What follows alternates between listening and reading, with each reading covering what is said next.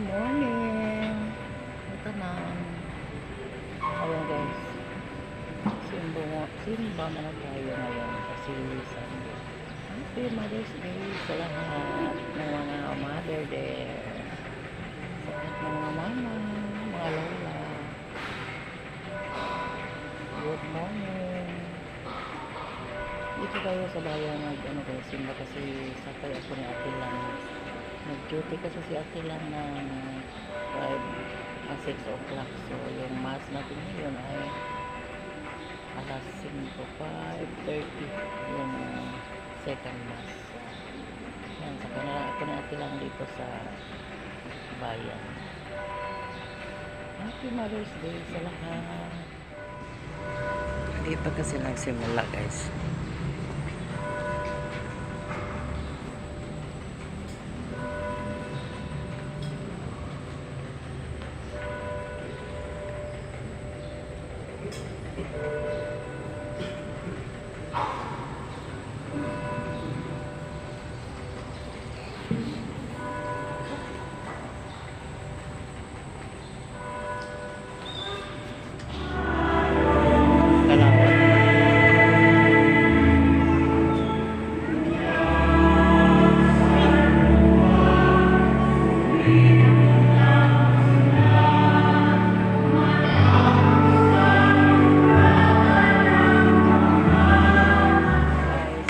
Sa simbahan.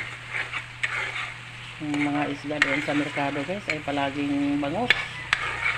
Laging tulingan. Makapuol. Nalito ako doon.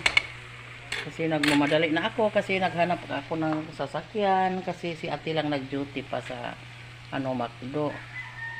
Naisipan ko na magbili ko na lang ng uyabang. Anong tawag diyan? Hipon na maliit. Yan, ito yung lulutuin ko ngayon guys para sa agahan. Pero na mainit naman ako ng puto at sikwati doon sa bayan.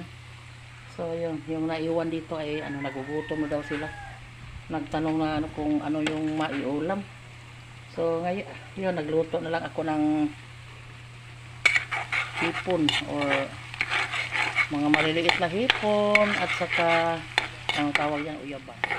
Niluto ko muna yung yung mga lamas, luya, kamatis at saka sibuyas. Parang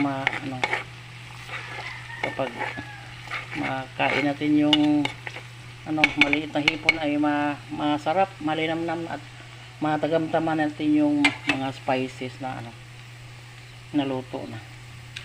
Yan, ilagay natin yung ating maliliit na hipon. Tapos ito nilagyan ng asukal guys. Central halo ko na lang sa mga spices. Yung sugar ay yung mga lamas ay nilagyan ko na ng isang kutsarang sugar. Para hindi masyadong maparat. And then hinugasan ko na rin yung natin. Uyabang natin hinugasan ko dalawang beses ko hinugasan. And then dinamihan ko na ng mantika para ang tawag diyan pudyot-pudyot na lang sa pag-ulam guys ba. Unti-unting iulam pang pagana kung mayroon tayong ibang ulam. Pero sa ngayong umaga ay walang ibang ulam guys, ito lang. Nagbili din ako ng hinog na saging na tundan. Ang tawag diyan tundan na saging. Kasi paglabas namin doon sa sa may ng simbahan, mayroong nagbenta ng mga saging na wala daw nilagay na pampahinog. Ang tawag diyan kalburo. Walang kalburo na nilagay. So matamis yung saging na binili ko. Tingnan natin. Yan. Nagbili kasi ako ng 2 kilo. Mura lang doon basta doon sa may kariton. Itong hipon do ko pa inubos pagluto. Yan yung saging.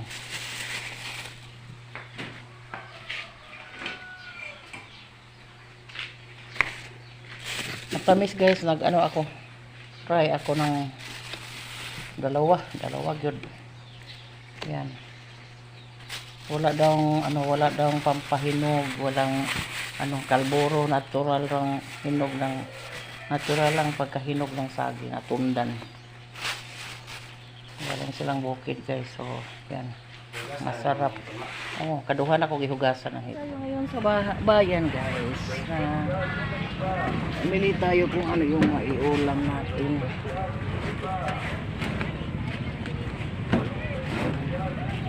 Pila kami ng pansit daw. Ito yung handa namin ulam para sa Mother's Day. 1 kilong pansit. Yan. I-check natin kung wala bang naiwan dito sa ating mga pinamili. Yung dalawang lang mantika. Dalawang bottle lang mantika kasi ang mahal lang mantika doon sa guys, mga tindahan doon sa ating kapitbahay. At saka nagbili din kami ng bangus. Walang ibang isda dito, bangus lang at saka tilapia. Mayroong bulinaw, pero yung bulinaw ay hindi na presko guys. So bangus na lang kasi para daing, ganahan sila ng daing. Marinate lang guys ba? Marinate sa tuyo, suka, paminta at saka magic sarap. So sarap rin. Parang maaga tayo makapag